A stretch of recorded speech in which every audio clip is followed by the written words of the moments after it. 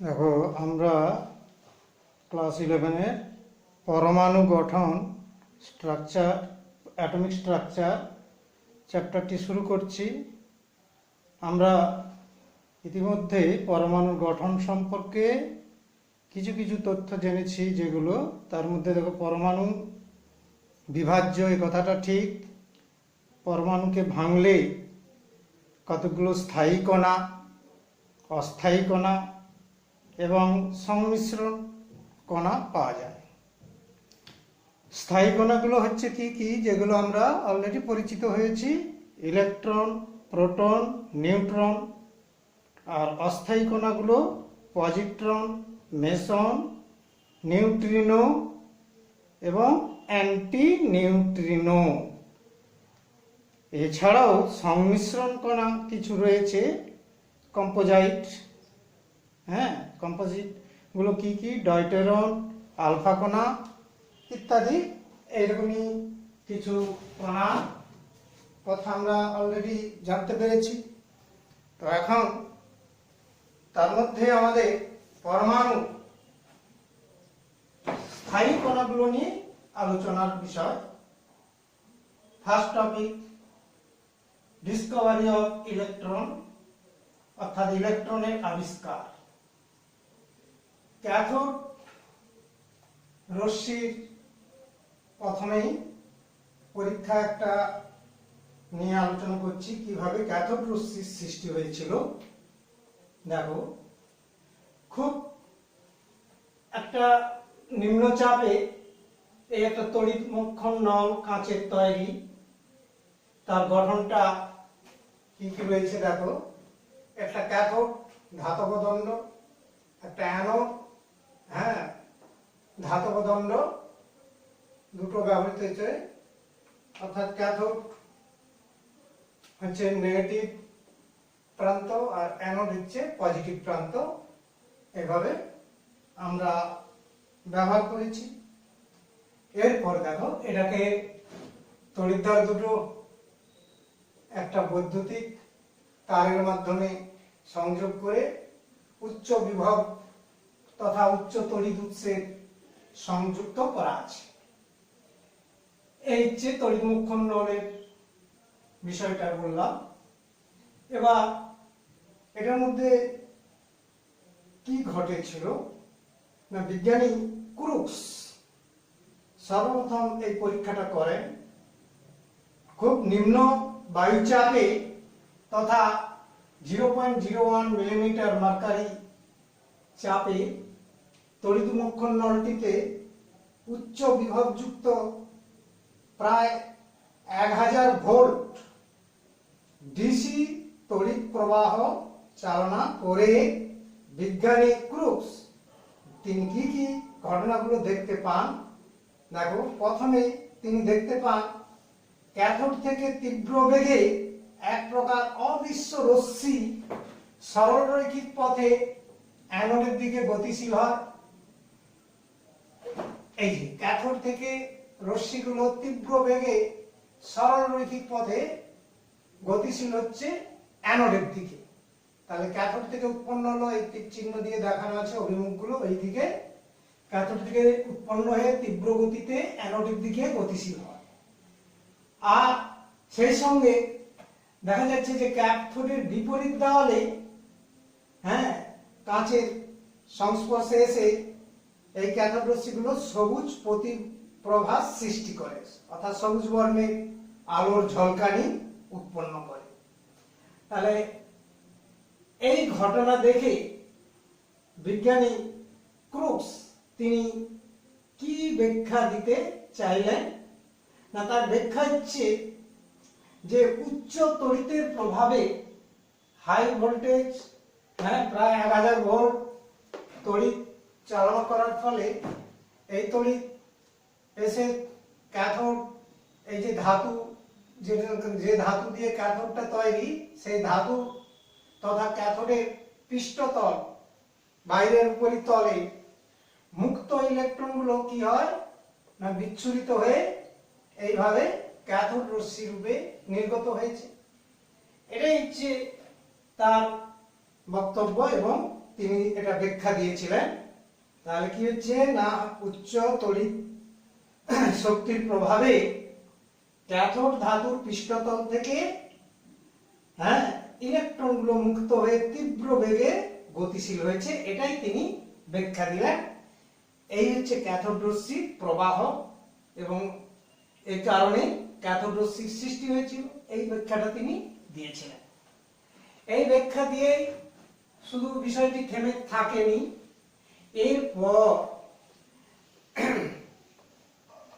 এরপর এই ক্যাথোড রশ্মির ধর্ম সম্পর্কে আরো কিছু তথ্য জানা যায়।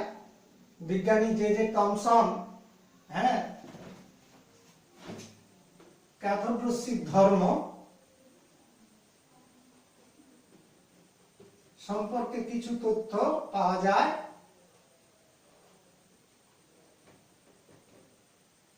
জে জে থমসন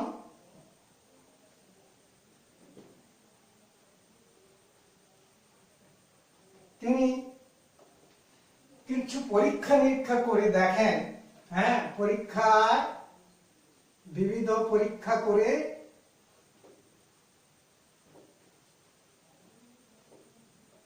করে নিচের ধর্মগুলো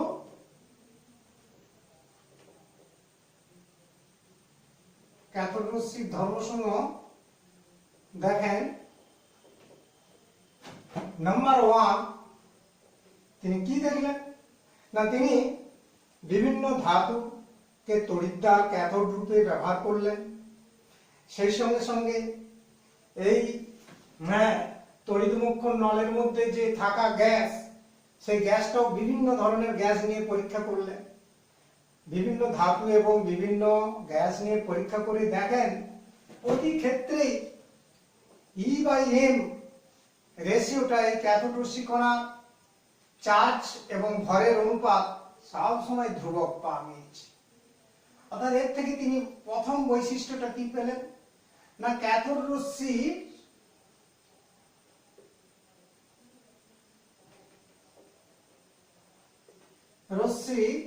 ধাতু প্রকৃতি এবং গ্যাসের প্রকৃতির উপর নির্ভর করে না। গ্যাসের প্রকৃতির উপর নির্ভর করে না। কি করে পেলেন? তাহলে আরেকবার মনে করে দিচ্ছি যে বিভিন্ন ধাতব পদার্থের তৈরি ক্যাথোড এবং বিভিন্ন গ্যাস নিয়ে তিনি অনুরূপ পরীক্ষা করে দেখেন। সব ক্ষেত্রে E/m অনুপাতটা সবসময় ধ্রুবক হয়। অর্থাৎ প্রতি ক্ষেত্রে চার্জ এবং ভরের মানের অনুপাতটা ধ্রুবক হয়। কার না, ওই ক্যাথোড রশ্মি কণাগুলো চার্জের মান আর তার ভরের অনুপাত সব ক্ষেত্রেই দেখছে যে একই মান পাওয়া যাচ্ছে। তার মানে সমস্ত ধাতুর ক্ষেত্রে একই বৈশিষ্ট্য পাওয়া যাচ্ছে। এমনকি সমস্ত রকমের গ্যাস ব্যবহার করেও একই বৈশিষ্ট্য পেয়েছেন। সেই জন্য ক্যাথোড রশ্মির কখনোই ধাতুর প্রকৃতি, যে কি ধাতু নিয়েছে তার উপর নির্ভর করে না, বা কি গ্যাস নিয়েছে তার উপর নির্ভর করে না। অর্থাৎ যাই গ্যাস যাই ধাতু ক্যাথোড ব্যবহার করা হোক না কেন, সব ক্ষেত্রেই ক্যাথোড রশ্মির বৈশিষ্ট্য একই পাওয়া যাচ্ছে। তো এটা একটা প্রপার্টির কথা তিনি বললেন। নাম্বার 2, দ্বিতীয় ক্ষেত্রে কি করলেন না, এই ক্যাথোড রশ্মির গতিপথে অস্বচ্ছ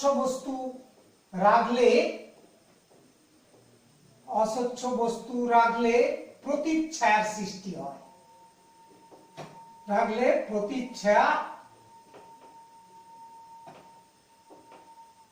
প্রতিচ্ছায়া এটা পয়রকলা আছে, প্রতিচ্ছায়া উৎপন্ন হয়। এর থেকে কি বোঝা গেল না, ক্যাথোড রশ্মি আলোর মতো ইহাতে প্রমাণিত হয় প্রমাণিত হয় ক্যাথোড রশ্মি আলোর মতো সরল রেখায় চলে, আলোর মতো সরল রেখায় গতিশীল।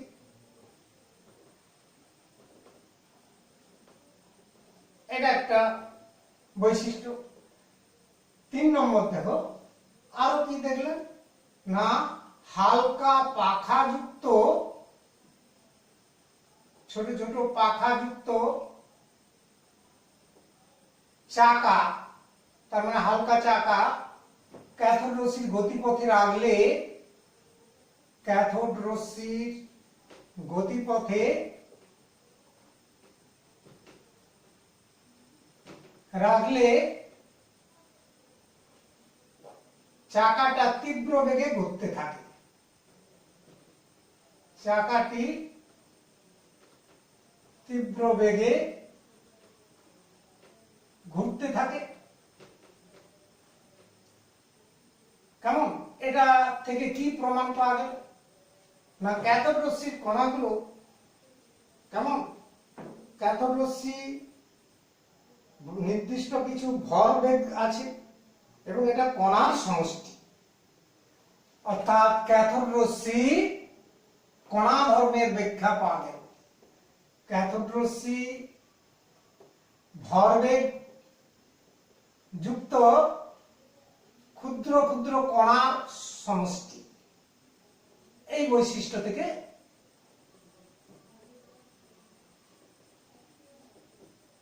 জানা গেল। কেমন? নাম্বার 4, কোন বস্তুর উপর এই রশ্মি পড়লে, কোন বস্তুর উপর ক্যাথোড রশ্মি আপতিত হলে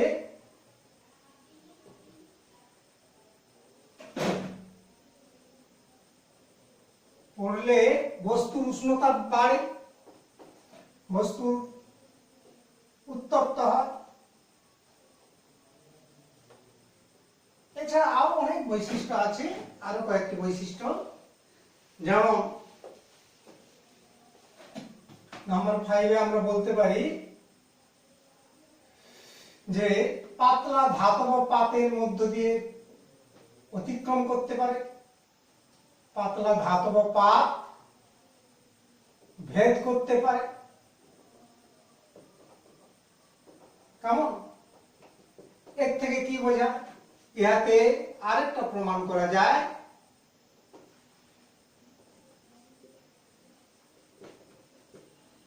প্রমাণিত হয় ক্যাথোড রশ্মি কণা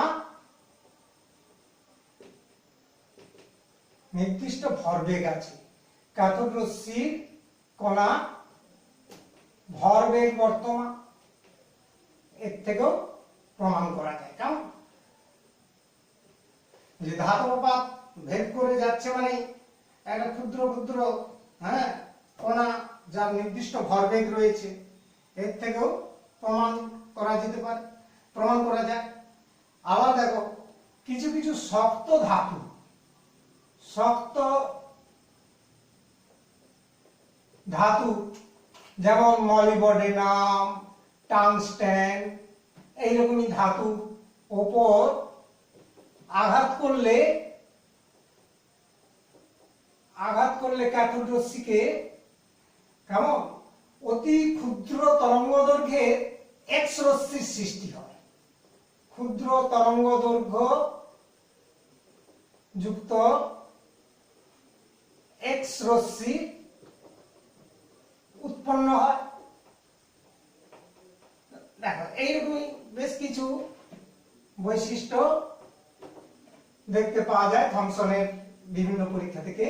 নাম্বার 7 আরো বলা যায়, যেমন তড়িৎ ক্ষেত্র বা চৌম্বক ক্ষেত্র দ্বারা এই রশ্মি কে তিনি তড়িৎ ক্ষেত্র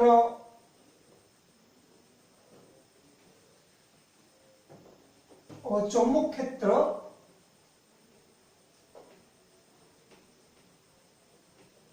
দ্বারা বিক্ষেপিত হয়, মানে বিক্ষিপ্ত হয়।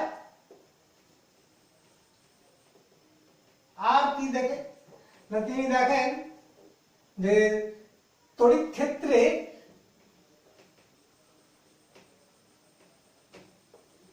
ধনাত্মক তড়িৎ প্লেট বা তড়িৎ ক্ষেত্র দ্বারা ইহা আকৃষ্ট হয়, আকর্ষিত হয়, এবং হচ্ছে নেগেটিভ তড়িৎ ক্ষেত্র দ্বারা অর্থাৎ ঋণাত্মক তড়িৎ প্লেট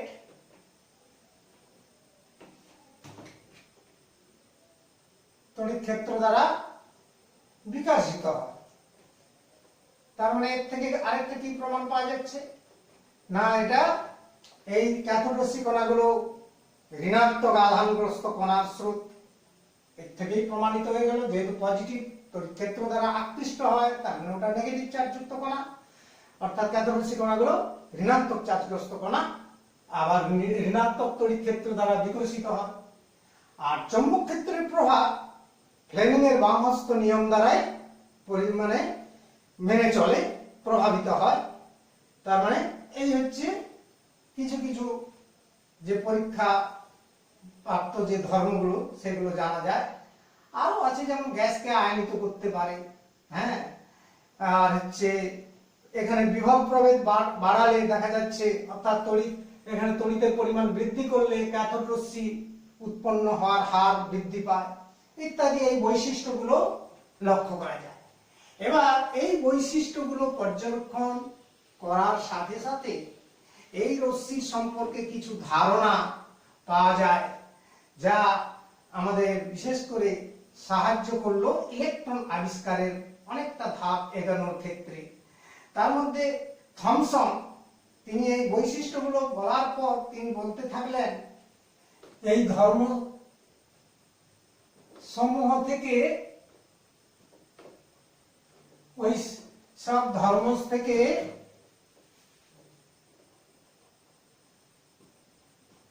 ওই ধর্মগুলি থেকে থমসন সিদ্ধান্তে আসেন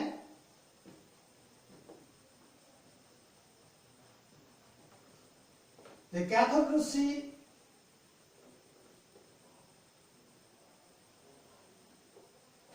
রশ্মি হলো ক্ষুদ্র ক্ষুদ্র ঋণাত্মক চার্জগ্রস্ত কণার স্রোত, এইটাই তিনি সিদ্ধান্ত করেন। এবং এই কণার নাম, এই নেগেটিভ চার্জযুক্ত কণার নাম তিনি দেন নেগেট্রন। এই করে তার বক্তব্য এখানে করলেন। পরে বিজ্ঞানী স্টোনি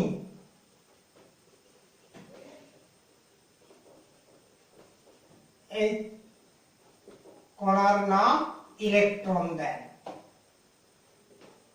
এই কণার নাম দেন ইলেকট্রন। এইভাবে ইলেকট্রন কণা আবিষ্কার হয়।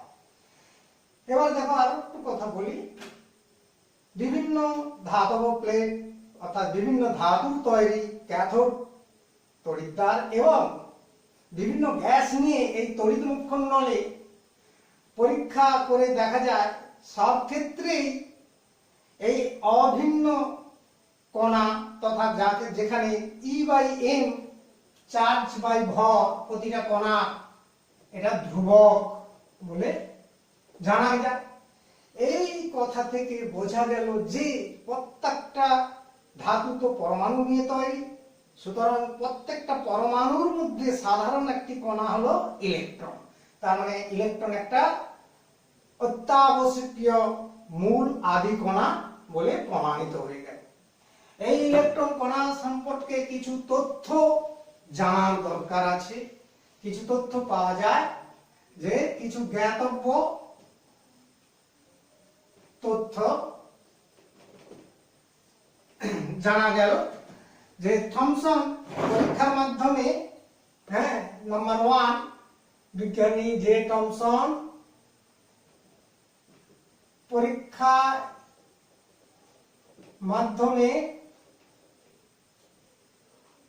দেখেন ইলেকট্রনের চার্জ আর ভরের অনুপাত একটা সবসময় ধ্রুবক রাশি পাওয়া যায় সমস্ত ধাতব মৌলের ক্ষেত্রে দেখা গেছে, বা সমস্ত পরমাণুর ক্ষেত্রে, আবার সমস্ত গ্যাসের ক্ষেত্রে।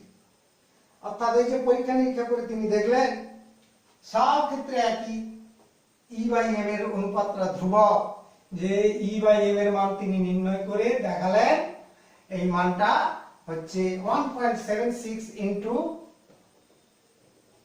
10⁸ কুলম্ব পার গ্রাম। কিলোগ্রামে গেলে 10⁻, তোমার যাকে বলে আরো হচ্ছে 1000 দিয়ে ভাগ করতে হবে, এবং গুণ করতে হবে, অর্থাৎ 10⁻11 হয়ে যাবে। বাস, এটা একটা তথ্য পাওয়া গেল। কেমন? এবার বিজ্ঞানী মুলিকান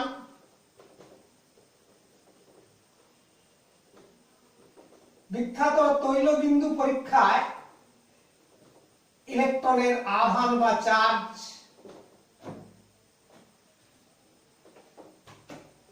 তৈলবিন্দু পরীক্ষায় ইলেকট্রনের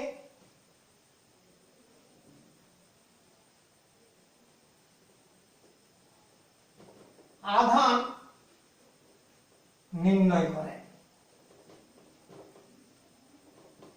এবং একটি ইলেকট্রনের চার্জ ইকুয়াল টু দেখছেন -1.602 ইন্টু 10⁻⁻19 কুলম্ব, বা -4.8 ইন্টু সিজিএস এককে দাঁড়াবে 10⁻⁻10 ইএসইউ। এটা নির্ণয় করলেন। সেই সঙ্গে সঙ্গে একটা ইলেকট্রনের ভরও তিনি নির্ণয় করেন, যে একটি ইলেকট্রন কণার ভর,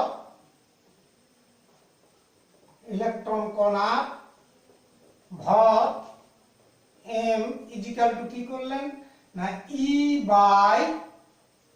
E/m এর অনুপাত, অর্থাৎ E এর মান তো -1.602, পরম মানটা বসাচ্ছি 10⁻⁻19 বাই এই অনুপাতের মানটা অলরেডি আমরা বের করে দিয়েছি 1.76 ইন্টু 10⁸। এই দুই অনুপাত বের করে যে মানটা পাওয়া গেল 9.11 ইন্টু 10⁻, হচ্ছে 1 ইন্টু 10⁻, এত -28 গ্রাম। একটা ইলেকট্রনের ভর তিনি নির্ণয় করলেন। আরো একটি তথ্য, নাম্বার 4, একটি ইলেকট্রনের ব্যাসার্ধ, একটি ইলেকট্রনের ব্যাসার্ধ আর equal to 2.8 into 10⁻⁻15 metre, -15 metre. এই তথ্যগুলো ইলেকট্রন সম্পর্কেও আমরা জানতে পারলাম। কেমন? তাহলে এই হলো ইলেকট্রন আবিষ্কার এবং ইলেকট্রন তথ্য সম্পর্কে আমাদের জানা বিষয়।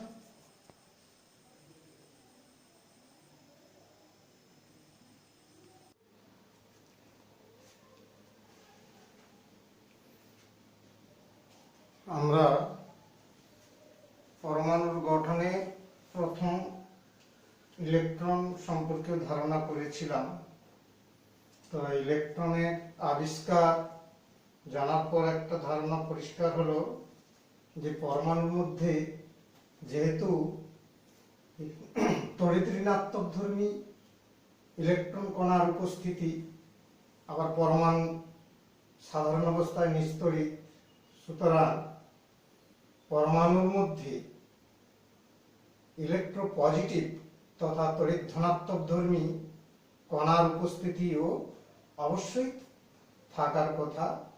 সেই ধারণার উপর দাঁড়িয়ে দ্বিতীয় কণা প্রোটনের আবিষ্কার হয় অর্থাৎ প্রোটন কণার অস্তিত্বের প্রমাণ পাওয়া যায়। কিভাবে সেই প্রোটন কণার আবিষ্কার হয় সে সম্পর্কে আমরা সংক্ষিপ্ত আকারে আলোচনা করছি। যেমন দেখো যে বিজ্ঞানী গোল্ডস্টাইন সর্বপ্রথম তিনি একটা ঘটনা লক্ষ্য করলেন পরীক্ষার মাধ্যমে, যে তড়িৎমক্ষণ নল, যেটা আমরা ওর মধ্যে ছবি এঁকে দেখাচ্ছি, এই তড়িৎমক্ষণ নলের মধ্যে তিনি কি করলেন না একটা সচ্ছিদ্র অর্থাৎ ছিদ্রযুক্ত ক্যাথোড আর একটি অ্যানোড দণ্ড ব্যবহার করে তিনি ক্যাথোড রশ্মি সৃষ্টি সম্পর্কেও পরীক্ষা নিরীক্ষা করতে থাকেন। অর্থাৎ বিজ্ঞানী গোল্ডস্টাইন একটি ছিদ্রযুক্ত ক্যাথোড ব্যবহার করে ক্যাথোড রশ্মি পরীক্ষা করতে গিয়ে দেখতে পান ক্যাথোড রশ্মি উৎপন্ন হওয়ার সাথে সাথে ওই রশ্মির উল্টো দিক থেকে আরো এক প্রকার রশ্মি তথা যেটা অ্যানোড থেকে উৎপন্ন হয়ে ক্যাথোডের দিকে গিয়ে ক্যাথোডের ছিদ্রপথ দিয়ে নির্গত হয়ে সরল রৈখিক পথে আমার বেরিয়ে যাচ্ছে।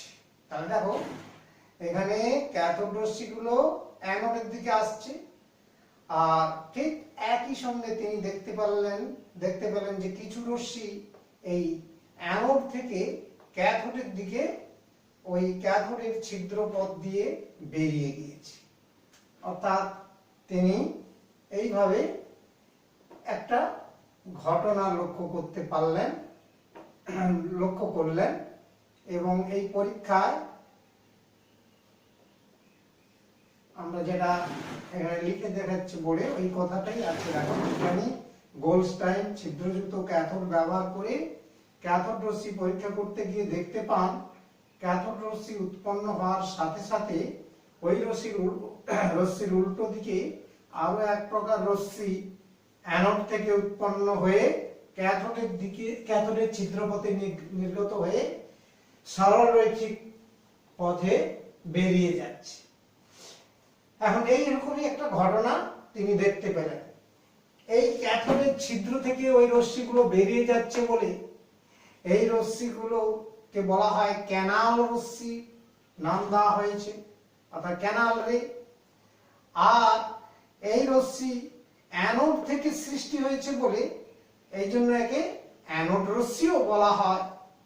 আবার দেখো বিজ্ঞানী থমসন তিনি পরীক্ষা নিরীক্ষা করে দেখতে পান এই রশ্মি কণাগুলো অন্য কিছু নয়, পজিটিভ চার্জযুক্ত ক্ষুদ্র ক্ষুদ্র কণার স্রোত। তাই এই রশ্মির তিনি নাম দেন পজিটিভ রশ্মি। কেমন? তাহলে এই রশ্মি পজিটিভ রশ্মি নামেও পরিচিত হয়। এইবার শুধু এখানে থেমে থাকেননি, এই রশ্মির এই উৎপত্তির ব্যাখ্যাটাও পাওয়া গেল। কিভাবে না রশ্মিটা কেন উৎপন্ন হয়, অ্যানোড রশ্মি কেন সৃষ্টি হলো তার কারণ ব্যাখ্যা করতে গিয়ে সেখান থেকে পাওয়া গেল এই পরীক্ষার ফল থেকে যে কি না উচ্চ বিভবযুক্ত তড়িৎ অর্থাৎ হায়ার ইলেকট্রিসিটি প্রয়োগ করার ফলে আমার হচ্ছে কি হচ্ছে না ক্যাথোডের পৃষ্ঠতল অর্থাৎ এই ক্যাথোড ধাতু যে উপাদান ধাতু দিয়ে তৈরি, সেই ধাতুর পৃষ্ঠতল থেকে কিছু ইলেকট্রন বিচ্ছিন্ন হয়ে তোমার ক্যাথোড রশ্মি রূপে নির্গত হয়, অর্থাৎ যেগুলো ক্যাথোড রশ্মি হিসেবে দেখানো হয়েছে। দেখো অ্যানোড রশ্মি সৃষ্টি কিভাবে হলো, যেটা আমরা আরেকবার ব্যাখ্যা করে দেখাচ্ছি। যে এখানে উচ্চ বিভব তড়িৎ চালনা করার ফলে এই ক্যাথোড যে ধাতুটি ব্যবহৃত হচ্ছে সেই ধাতুর পৃষ্ঠতলে কি হয় না মুক্ত ইলেকট্রনগুলো পৃষ্ঠতলে মুক্ত যে ইলেকট্রনগুলো রয়েছে সেগুলো কি হয় না বিচ্ছিন্ন হয়ে গিয়ে ক্যাথোড রশ্মি রূপে সেগুলো নির্গত হয়ে অ্যানোডের দিকে গতিশীল হয়। অর্থাৎ এখানে হ্যাঁ, ক্যাথোডের পৃষ্ঠতল থেকে যে ক্যাথোড রশ্মি নির্গত হয়ে আমার অ্যানোডের দিকে ধাবিত হয়। এই ক্যাথোড রশ্মি বা মুক্ত ইলেকট্রনগুলো হ্যাঁ হচ্ছে কি করে না, ওই গতিশীল হওয়ার সময় এই এই নলটা অর্থাৎ তড়িৎমক্ষণ নলের মধ্যে রাখা যে গ্যাস, সেই গ্যাসের অণুগুলোকে ভেঙে দেয়, বিভাজিত করে পরমাণু তৈরি করে। আবার ওই পরমাণুগুলি ইলেকট্রন বর্জন করে গ্যাসীয় পজিটিভ চার্জ যুক্ত কণার সৃষ্টি হয়। হ্যাঁ, পজিটিভ চার্জ যুক্ত কণার সৃষ্টি করে, যাহা অ্যানোড রশ্মি রূপে ক্যাথোডের দিকে গতিশীল হয় এবং ক্যাথোডের ছিদ্রপথ দিয়ে ওই যে বেরিয়ে গেল, ক্যাথোডটাকে অতিক্রম করে বেরিয়ে গেল। এখানে ছিদ্রগুলো রয়েছে ক্যাথোডে, সেই ছিদ্রপথ দিয়ে ক্যাথোডকে অতিক্রম করে বেরিয়ে গেল। তাহলে ঘটনাটা এইরকমই বিষয় হলো যে ক্যাথোড থেকে উৎপন্ন ক্যাথোড রশ্মি তথা ইলেকট্রনগুলো তড়িৎমক্ষণ নলের গ্যাসের অণুগুলোকে বিচ্ছিন্ন করে পরমাণু তৈরি করে এবং সেই পরমাণুগুলো আবার ইলেকট্রন মুক্ত করে পজিটিভ চার্জ যুক্ত গ্যাসীয় কণায় রূপান্তরিত হয়ে অ্যানোড রশ্মি রূপে ক্যাথোডের দিকে আকৃষ্ট হয়ে ওর ছিদ্রপথ দিয়ে নির্গত হয়ে বেরিয়ে যায়। এটি হচ্ছে এখানে আমি বিবৃতিটা দিয়েছি, লিখে দিয়েছি।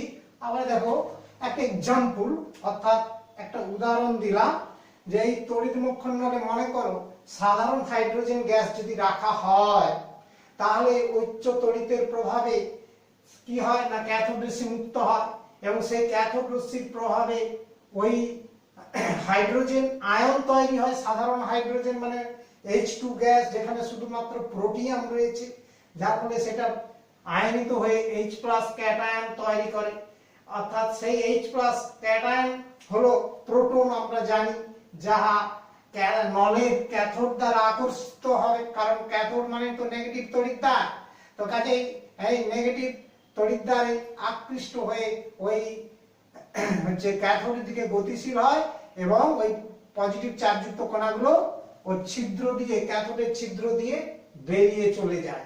এইভাবেই আমরা হচ্ছে অ্যানোড রশ্মির যে উৎপত্তির ব্যাখ্যা সেটা পেয়ে গেলাম। এর পরের পার্ট লক্ষ্য করো, এর পরের যে পার্টটা আমরা বলছি এই রশ্মি তথা অ্যানোড রশ্মির পরীক্ষা নিরীক্ষা করে কিছু বৈশিষ্ট্য সম্পর্কে ধারণা দেন বিজ্ঞানী জেড টমসন। সেই ধারণাগুলো তথা অ্যানোড রশ্মির বৈশিষ্ট্য বা ধর্ম, অ্যানোড রশ্মির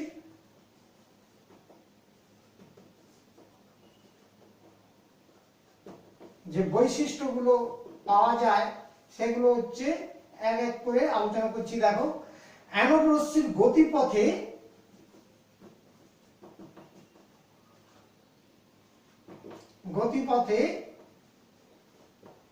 কোন অস্বচ্ছ বস্তু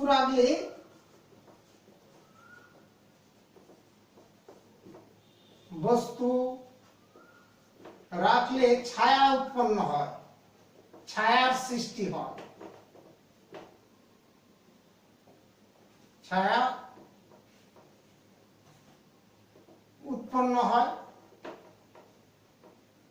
এর থেকে কি প্রমাণিত হয়? আলো সরলরেখায় যেমন চলে, হ্যাঁ, এই রশ্মিও কাজেই এই অ্যানোড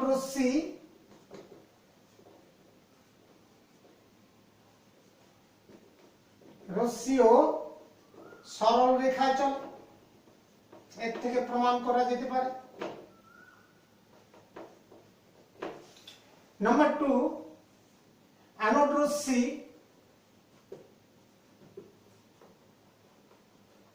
পাতলা ধাতব পাত ভেদ করতে পারে। ধাতব পাত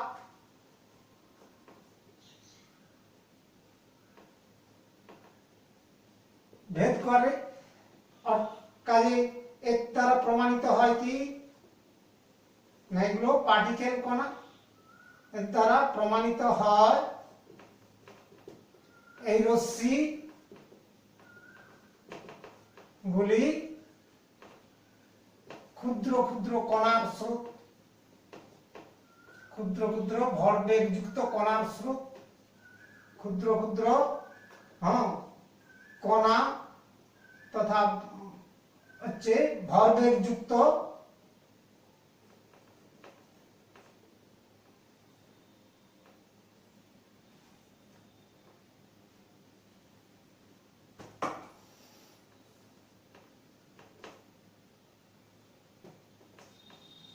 স্রোত, তার মানে এর একটা পার্ট প্রমাণ করা যায়। এছাড়াও আরো বৈশিষ্ট্য দেখা যায় যে গ্যাসের মধ্য দিয়ে যাওয়ার সময়, হ্যাঁ, গ্যাসের মধ্য দিয়ে অতিক্রম করলে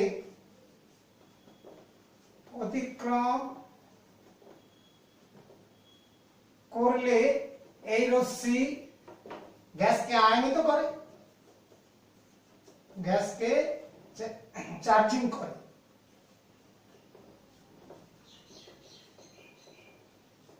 আয়নিত করে থাকে। তাহলে দেখো নেক্সট হচ্ছে, দেখো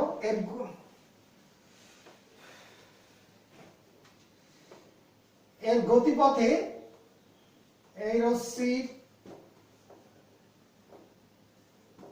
গতিপথে চাকা যুক্ত, ছোট ছোট চাকা যুক্ত হালকা পাখা রাখলে পাখাটি ঘুরতে থাকে তীব্র বেগে,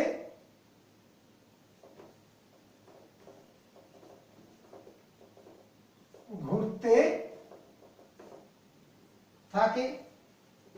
এর দ্বারাও প্রমাণিত হয় এটা নির্দিষ্ট ভরবেগ যুক্ত এই রশ্মি কণা, এই রশ্মিগুলি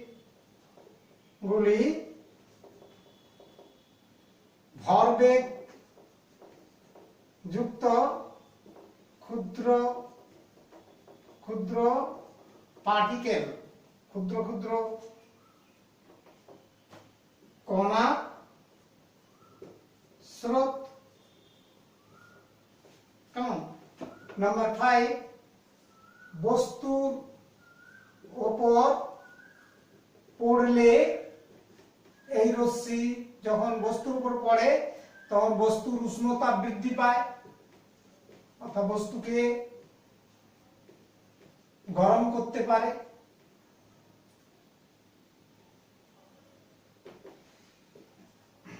কেমন? তাহলে এক এক করে আমরা এই বৈশিষ্ট্যগুলো করতে পারি, স্টাডি করতে পারি। এরপর দেখো চৌম্বক ক্ষেত্র এবং তড়িৎ ক্ষেত্র প্রয়োগ করলে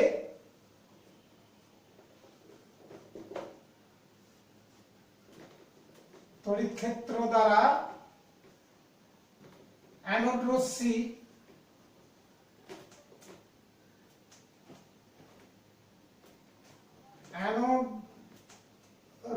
বিক্ষিপ্ত হতে পারে, রশ্মি বিক্ষিপ্ত হয়।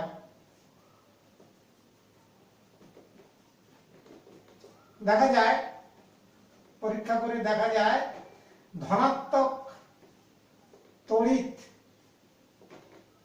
ক্ষেত্র অর্থাৎ পজিটিভ ইলেকট্রিক ফিল্ড দ্বারা এই রশ্মি, অ্যানোড রশ্মি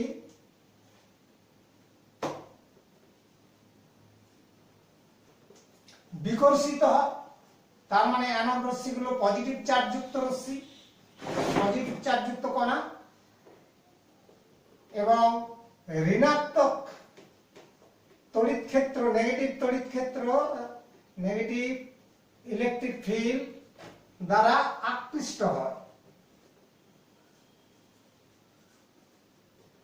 কেমন? আকর্ষিত হয়।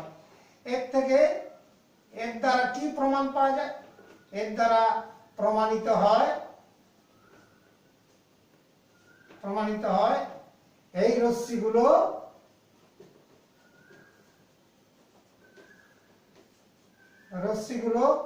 ধনাত্মক চার্জ যুক্ত কণার স্রোত, পার্টিকেল ফ্লোয়িং করে, অর্থাৎ হচ্ছে ক্ষুদ্র ক্ষুদ্র পজিটিভ চার্জ যুক্ত কণা স্রোত। এই জাতীয় কণাগুলো ক্ষেত্রে আমরা মনে করতে পারি। এরপর দেখো নাম্বার 7, আরো বৈশিষ্ট্য অনেক আছে, তার মধ্যে আরো একটি বৈশিষ্ট্য যেমন বলছি আমরা, এই রশ্মি পথে যদি জিঙ্ক সালফাইড প্রলিপ্ত পর্দা রাখা হয়, তাহলে সেই পর্দায়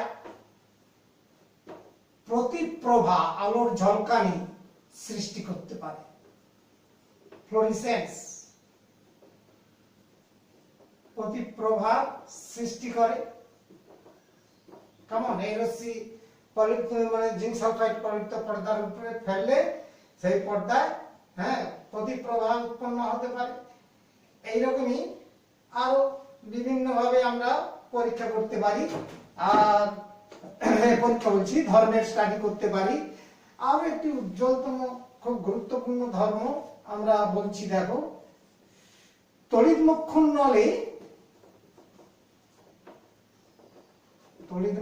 নলে বিভিন্ন গ্যাস পাল্টাপাল্টি করে বিভিন্ন গ্যাস ব্যবহার করলে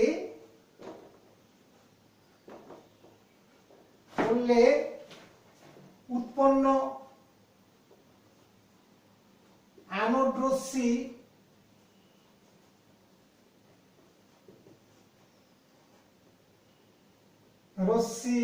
কণা গুলির ক্ষেত্রে বিভিন্ন যে কণা উৎপন্ন হয় তাদের চার্জ এবং ভরের অনুপাত, E/m এর অনুপাত পৃথক হয়, আলাদা হয়।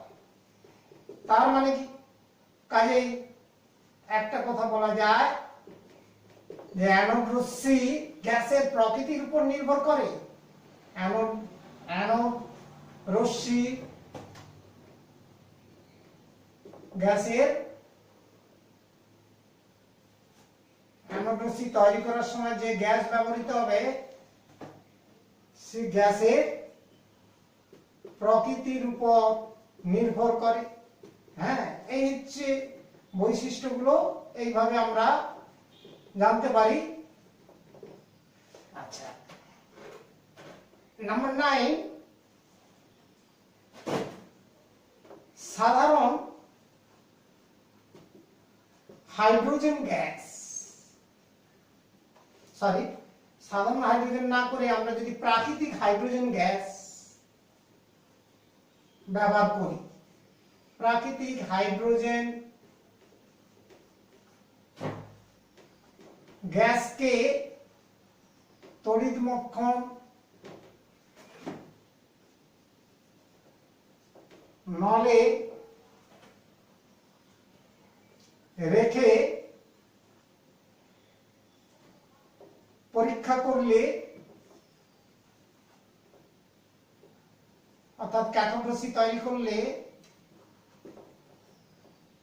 দেখা যায় H+ cation, deuterium plus cation, H2+ cation, Hd+ cation ইত্যাদি তৈরি হয়। কেমন? তাহলে বিভিন্ন রকমের আয়ন পজিটিভ চার্জযুক্ত কণার সৃষ্টি হয়। এদের মধ্যে আমি উপরে লিখছি, এদের মধ্যে এই আধানযুক্ত কণাগুলি, এই পজিটিভ চার্জযুক্ত কণাগুলি তথা অ্যানোড রশ্মি কণাগুলির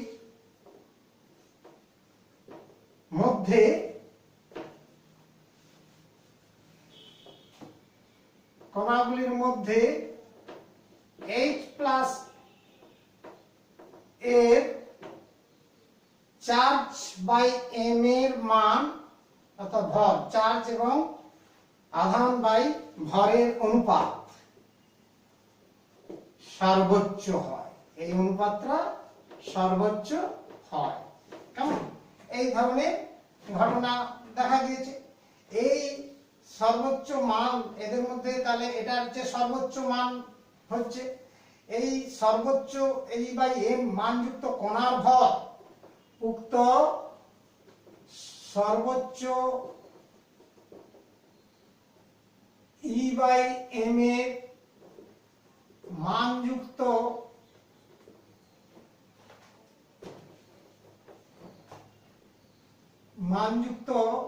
কণার ভর হাইড্রোজেন পরমাণুর ভরের সমান, অর্থাৎ হাইড্রোজেন পরমাণুর ভরের সমান হয় এবং এই কণার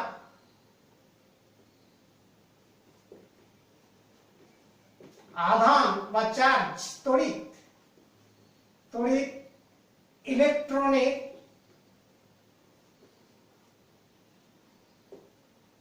চার্জের বা আধানের সমান। এর চার্জ ইলেকট্রনের চার্জের সমান কিন্তু বিপরীত প্রকৃতির, অর্থাৎ পজিটিভ ধর্মী।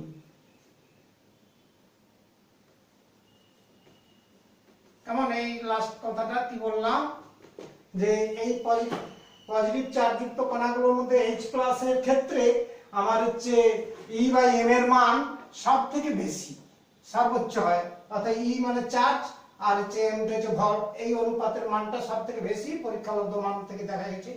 এই সর্বোচ্চ মানযুক্ত কণাটা তথা অ্যানোড রশ্মি কণাটার ভর হাইড্রোজেন পরমাণুর ভরের সমান হয়, আর এই কণার আধানটা কি হবে, একটি ইলেকট্রনের চার্জের সমান হয় কিন্তু তার বিপরীত ধর্মী হয়ে থাকে। তাহলে এই ঘটনাগুলো থেকে একটা সিদ্ধান্ত করা যায় যে এই ধর্মসমূহ থেকে সিদ্ধান্ত কি করা যেতে পারে না, একটা সিদ্ধান্ত করা যায় যে অ্যানোড রশ্মির গঠনকারী কণা, অ্যানোড রশ্মির উপাদান কণা, রশ্মির গঠনকারী কণা অন্য কিছু নয়, একটি ইলেকট্রনবিহীন গ্যাসীয় হাইড্রোজেন পরমাণু, ইলেকট্রনবিহীন গ্যাসীয় একটা ইলেকট্রনবিহীন গ্যাসীয় হাইড্রোজেন পরমাণু তথা H প্লাস, দ্যাট ইজ ওটাকে পরে রাদারফোর্ড পরমাণু প্রোটন নামে অভিহিত করেন, যাকে এডওয়ার্ড রাদারফোর্ড, বিজ্ঞানী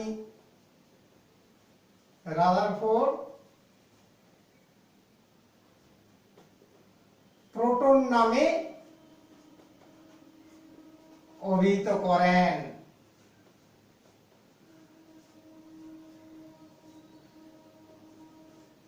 কারণ এইভাবে প্রোটনের আবিষ্কার আমরা পেয়ে থাকি। কিভাবে প্রোটন আবিষ্কৃত হয়েছিল সে বিষয়টি তোমরা ডিটেলসে মোটামুটি জানতে পারলে, তাহলে প্রোটন কণার আবিষ্কার এই পরিষ্কার ভাবে জানা গেল। এইবার দেখো নেক্সট আইটেম, নিউট্রন কণা কিভাবে আবিষ্কার হলো। কারণ আমরা তো জানি ইলেকট্রন কণা, প্রোটন কণা এবং নিউট্রন কণাগুলো হলো মূল আদি কণা, কিন্তু দুটো কণা আবিষ্কার হয়ে যাওয়ার পরের ঘটনা এই থার্ড পার্টিকেল কিভাবে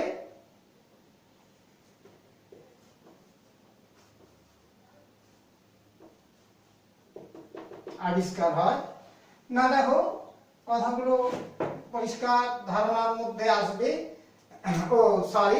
আমরা প্রোটনের কয়েকটা তথ্য আমরা মনে রাখার কথা অবশ্যই চেষ্টা করব, সেটা আমি পরে আসছি, পরে আমি লাস্টে দিয়ে দেবো টপিকটা।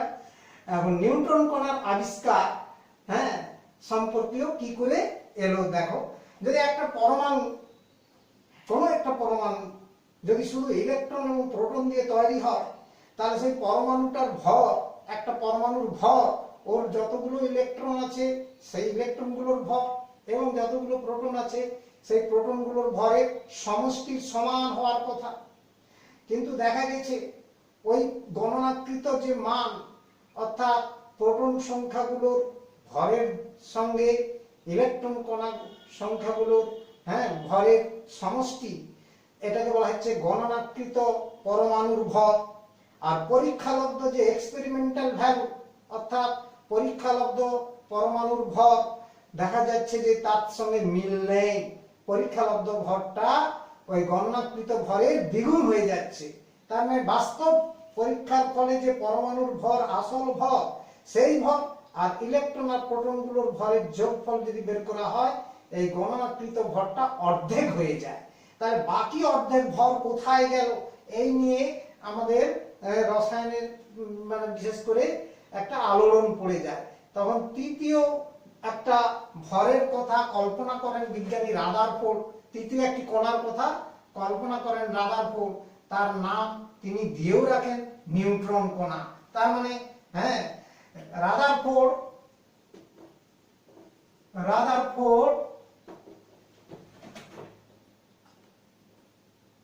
একটি নিস্তড়িত কণার অস্তিত্ব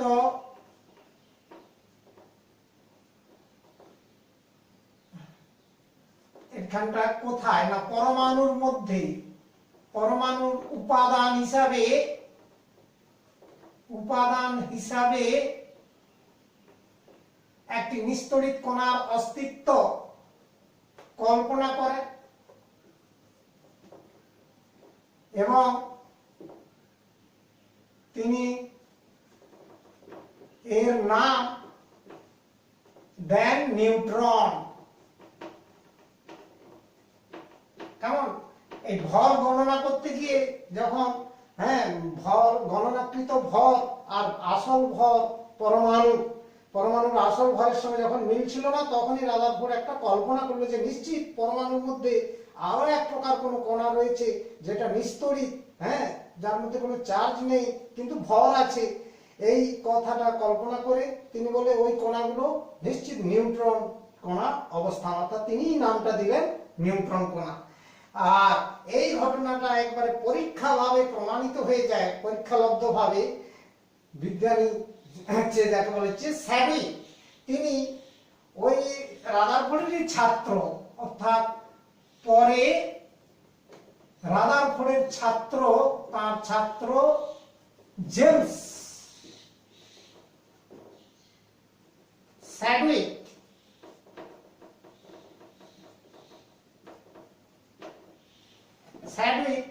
বেরিলিয়াম পরমাণু উপর আলফা কণা, এই আলফা রশ্মি তেজস্ক্রিয় ঘটনার জন্য ব্যবহৃত হয় এবং তেজস্ক্রিয় বিক্রিয়ায় মিশ্রিত হয় আলফা, বিটা, গামা ইত্যাদি কণা। তার মধ্যে সেই আলফা কণা তিনি যেটা ব্যবহার করেছিলেন পোলোনিয়াম মৌল থেকে উৎপন্ন আলফা কণা, ওই আলফা কণাটা ব্যবহার করেছিলেন। তাহলে কি হচ্ছে, বেরিলিয়াম পরমাণুর উপর আলফা কণা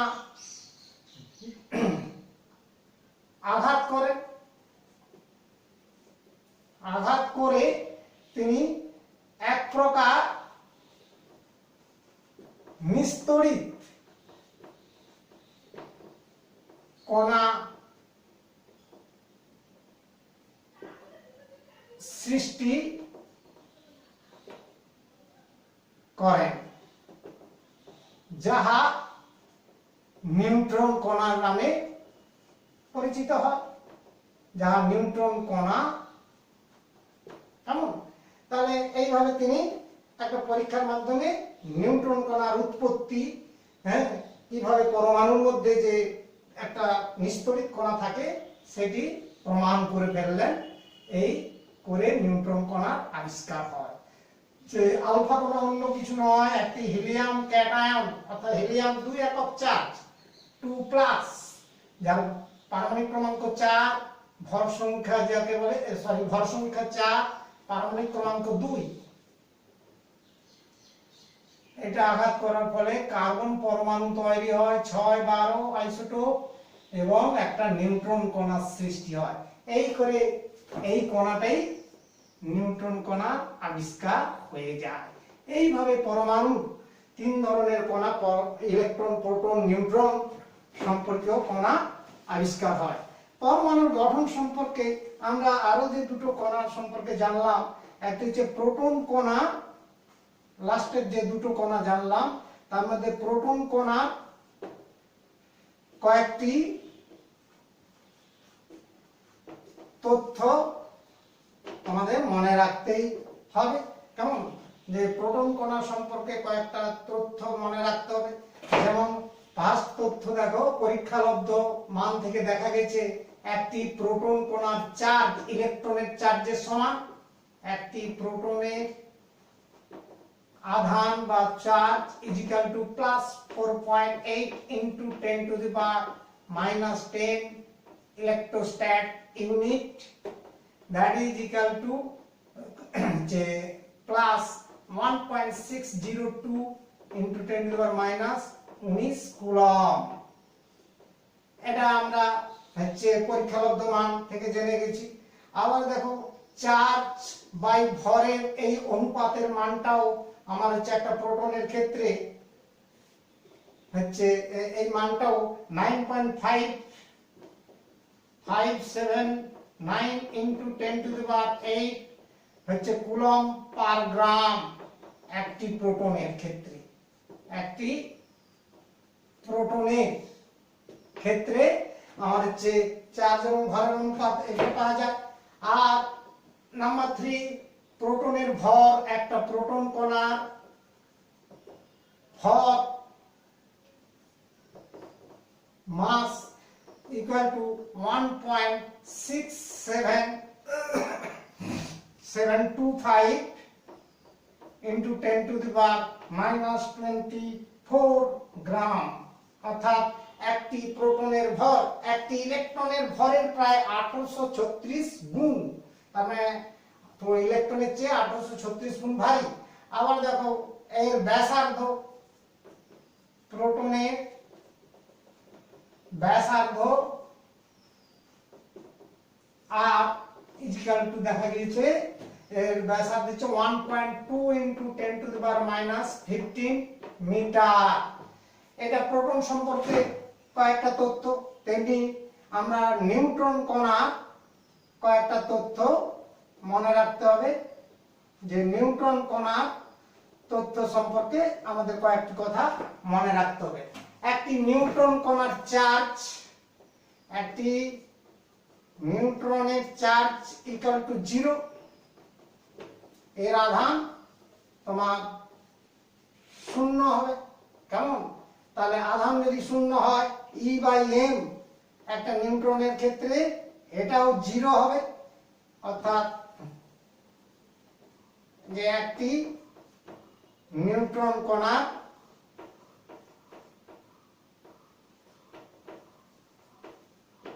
চার্জ এবং আধানের অনুপাত কত হবে? 0 হবে।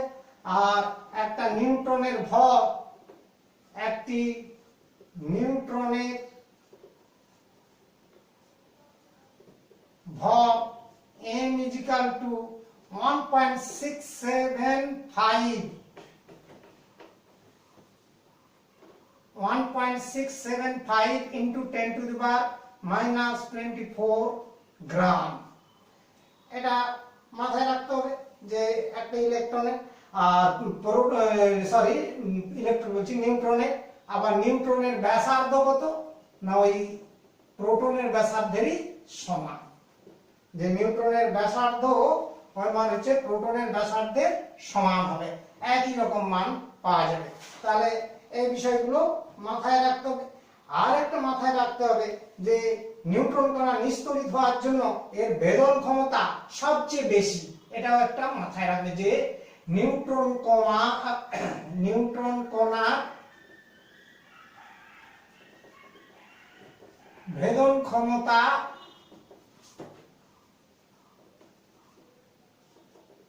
ইলেকট্রন বা প্রোটনের ইলেকট্রন এবং প্রোটন অপেক্ষা ও প্রোটনের চেয়ে অনেক বেশি। কেন না? এটা নিস্তড়িত কণাগুলি অনেক বেশি। ইলেকট্রন এবং প্রোটনের চেয়ে অনেক বেশি, কারণ নিউট্রন নিস্তড়িত কণা হওয়ার জন্য, নিউট্রন চার্জ বিহীন কণা হওয়ার জন্য ভেদন ক্ষমতা সর্বাধিক। ভেদন ক্ষমতা, পাতলা ধাতব পাতকে ভেদ করতে পারে, সবচেয়ে বেশি ভেদন ক্ষমতা। তাহলে এই হলো পরমাণু প্রাথমিক তথা মূল উপাদান কণাগুলির সম্পর্কে আমাদের তথ্য কিছু আমরা প্রাথমিক